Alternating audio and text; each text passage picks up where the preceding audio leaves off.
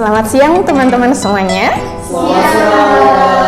Oke, sehat-sehat semuanya hari ini? Alhamdulillah. Oke, terima kasih. Nah, kita kemarin kan sudah belajar ya terkait dengan paradigma ilmu sosial, di mana ada macam-macam paradigma sosial ya, yang itu berbeda-beda. Masih ingat nggak ada apa aja? Mungkin siapa? Ada 3. Oke. 1 struktural fungsional. Oke, cakep, benar. Terus paradigma konflik. Satunya lagi simbolik. Oke, berarti masih ingat semuanya ya. Nah, ada berbagai macam paradigma dan kemudian kita akan belajar ya, terutama yang ketiga, interaksionisme simbolik, itu sangat berhubungan nanti terkait dengan kebudayaan. Kebudayaan udah sering dengar ya. Teman-teman berbudaya atau enggak? Berbudaya. Oke ya, berbudaya mulai dari teman-teman cara pakaiannya, cara ngomong, cara berpikir, itu adalah produk budaya ya teman-teman. Nah, lebih lanjut kita akan melihat terkait dengan apa aja sih yang akan kita pelajari ya di pertemuan ini. Jadi tujuan pembelajarannya yang pertama adalah teman-teman mampu menjelaskan konsep dasar budaya, kemudian membedakan wujud kebudayaan. Nanti kebudayaan akan ada wujud-wujudnya. Kemudian menjelaskan unsur-unsur kebudayaan, seperti itu teman-teman. Oke, baik teman-teman. Nah, ini ada gambar, silahkan dikomentari, boleh didiskusikan sebentar atau pendapat pribadi juga nggak masalah. Tempe. Selain berarti tempe ya. Nah, tempe ini kalau di masyarakat kita, apa yang melekat dengan tempe ini? Apakah itu adalah makanan yang diidentikan dengan orang mungkin berpunya, kurang, atau menengah? Menengah ke bawah. Oke, menengah ke bawah ya. Oke, boleh Mbak Lois ya, untuk berkomentar gimana tuh? Aku ingat mungkin dari daerah aku di Blora tuh ada namanya sate apa ya? Itu dari tempe. Oh, sate kere. Jadi tuh tempe itu dia ditusuk jadi sate. Kenapa namanya sate kere? Kere itu sendiri artinya adalah miskin. Jadi bisa dibilang tuh tempe ini tuh mengidentifikasi kalau orang menengah kurang gitu. Oke, baik. Nah, jadi di sini tempe ya yang luar biasa di makanan. Salah satunya tempe ini adalah produk kebudayaan teman-teman.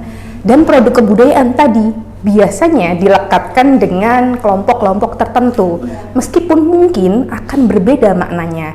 Nah, sedikit info nih teman-teman ya, tempe itu ada identitas tadi ya yang kurang bagus, tapi sesungguhnya tempe itu punya nilai gizi yang sangat besar, yang itu murah, dan pada 2021 tempe itu sudah dinobatkan ya sebagai warisan budaya oleh UNESCO. Nah, jadi nanti setelah teman-teman keluar dari kelas ini jangan merasa minder ketika makan tempe gitu ya, underestimate gitu ya. Nah, seperti juga kebudayaan kita Indonesia, jangan underestimate. Kadang-kadang nggak masalah ya kita ngakses K-pop dan lain-lain, tapi kita juga harus mengenali budaya Indonesia, seperti itu. Nah, kemudian kita belajar terkait konsep kebudayaan. Kebudayaan sendiri itu punya asal kata ya dari Sanskerta budaya yang berarti akal dan budi ya. Akal, bagaimana sih caranya seseorang, kelompok itu kemudian melihat lingkungannya, ada tantangan-tantangan yang dihadapi ya, misalkan di era prasejarah, menciptakan kapak gitu ya, untuk apa? Untuk berburu gitu ya. Di modern menciptakan apa? Era modern saat ini AI. Nah, sangat benar ya. Jadi era sejarah modern beda-beda teknologinya karena tantangannya juga berbeda, seperti itu.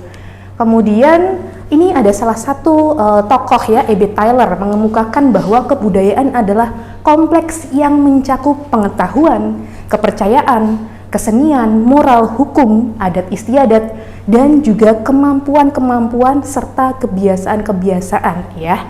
Nah, di sini beliau menekankan bahwa budaya itu kompleks. Namanya kompleks berarti terdiri dari berbagai macam gitu ya. Nah, kemudian terkait dengan definisi lain ada Prof. Hedi Si Ahemsa, kebudayaan itu beliau tekankan lebih terkait dengan perangkat simbol gitu ya. Ada simbol-simbol yang kita maknai berbeda-beda. Misal saat ini ada simbol-simbol yang lagi tren di masyarakat ya, One Piece dan yang lain ya, punya makna tertentu gitu ya. Karena apa? Karena produk itu ada simbol-simbol, ada yang kita maknai seperti itu. Dan ditekankan bahwa hasil dari adaptasi ya, tujuannya untuk beradaptasi. Nah, kemudian yang berikutnya terdapat 3 wujud kebudayaan ya. Yang pertama adalah gagasan, kedua aktivitas, yang ketiga adalah karya menurut Honigman. Nah, teman-teman bisa nggak mencontohkan terkait dengan boleh di karyanya, gagasan atau aktivitas, contoh dari wujud kebudayaannya. Boleh yang mungkin karya ya, yang lebih mudah. Boleh Mas siapa? Mas Heno boleh. Oke, kalau untuk wujud kebudayaan di Ya. karya sendiri, kita ambil contoh dari Kota Semarang. Itu ada yang namanya itu budaya dugderan. Oh, dugderan. Walaupun itu memang merupakan suatu aktivitas, tetapi dalam dugderan ini kadang ada masyarakat yang mengharap ikon Kota Semarang yang namanya itu Warak Mendok, dan visual dari Warak Mendok itu merupakan hasil dari percampuran budaya yang ada di Semarang, dan itu merupakan salah satu karya hasil akulturasi dari berbagai budaya di Kota Semarang. Oke, terima kasih, bagus sekali, tepuk tangan dari untuk Maksina dan kita semua ya. Tadi ada dugderan gitu ya, sebuah tradisi yang itu ketika mau menyambut Ramadan seperti itu ya. Contoh dari benda karya dan tadi bisa juga aktivitas ya, karena itu rangkaian kegiatan seperti itu. Dah banyak yang lain, misalkan gagasan tadi Pancasila gitu ya, itu adalah bentuk gagasan ya, bentuk budaya tapi dalam bentuk gagasan. Bagaimana kita di Indonesia harus percaya ya terkait dengan Tuhan yang Maha Esa, tentang keadilan bagi masyarakat Indonesia seperti itu. Kemudian ada berikutnya wujud kebudayaan tapi yang dikemukakan oleh Kuncharaningrat ya, dari artefak, sistem tingkah laku, kebudayaan dan juga ideologi. Berikutnya kita akan membahas terkait 7 unsur kebudayaan ya, atau di sini dikenal dengan istilah kultural universal. Jadi unsur-unsur ini biasanya yang digunakan untuk melihat satu kebudayaan dengan kebudayaan yang lain, membandingkan seperti itu. Misalkan kebudayaan Jawa dan Sunda itu bedanya di mana? Nah, di sini ada bahasa, sistem pengetahuan, organisasi sosial, sistem peralatan hidup dan teknologi, serta mata pencarian hidup, sistem religi dan kesenian. Nah, saya yakin nih teman-teman di sini semua pasti sudah sangat familiar ya dengan ketujuh unsur ini. Nah, mungkin boleh dicontohkan salah satu mungkin tentang kesenian barangkali Mbak Salwa, boleh? Kalau kesenian itu erat kaitannya seperti tarian, musik, terus juga ada pementasan seperti teater yang dilakoni. Misalnya kalau di Bali itu ada tari pendek. Iya, ada kelas dikit suaranya. Kalau di Bali itu ada tari pendek, terus kalau reok itu kayak di Ponorogo. Terus kalau di Jawa tuh ada kesenian gamelan yang biasanya itu dimainkan sekalian sama pementasan wayang. Iya. Wayang. Oke, baik. Terima kasih banyak. Tepuk tangan dulu dong untuk Mbak Salwa.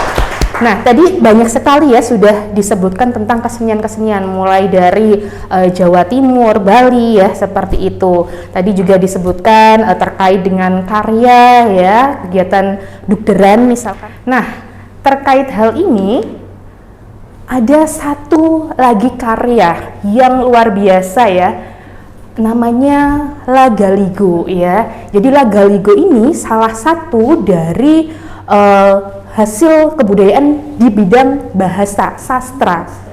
Jadi kalau mungkin teman-teman pernah dengar Mahabharata, Pernah ya? Nah, itu lebih tua Lagaligo dan lebih panjang ceritanya. Tapi sayangnya ini masih ada di Museum Leiden Belanda gitu ya. Nah, maka di sini kita mulai tadi bahasa, seni, mata pencarian ya, kita harus terus menggali gitu ya. Dan menggalinya tentu saja bukan hanya untuk masa lalu ya, tetapi lebih kepada bagaimana cara kita menghadapi di masa depan ya. Kata kuncinya tadi adalah beradaptasi. Nah, kemudian tadi kita sudah belajar terkait dengan wujud kebudayaan ya, tentang definisi. Nah, kemudian kita simpulkan ya terkait dengan mata kuliah kali ini. Yang pertama terkait dengan definisi kebudayaan tadi ya, berisi terkait dengan konteks mencakup pengetahuan, kebiasaan-kebiasaan yang digunakan untuk adaptasi ya. Kemudian ada 3 wujud kebudayaan ya, mulai dari tadi terkait dengan gagasan, kemudian aktivitas, karya, oke. Dan kemudian ada kultural universal ya, atau unsur kebudayaan yang universal seperti itu. Dan kita harus ingat ya, tadi dicontohkan oleh Mbak Iran bahwa pertama ada kapak, kemudian ada perkembangan artificial intelligence gitu ya. Nah, berarti kebudayaan itu selalu mengalami dinamika, perubahan gitu ya. Perubahan itu adalah hal yang mutlak terjadi seperti itu. Baik, itu aja teman-teman terkait dengan materi kali ini ya. Nah, kemudian di minggu depan kita akan belajar terkait dengan masyarakat seperti itu. Kebudayaan itu adalah produk dari masyarakat ya, sehingga di minggu depan kita akan belajar masyarakat itu terdiri dari apa saja sih, misalkan unsur-unsurnya, peran masyarakat seperti apa, seperti itu.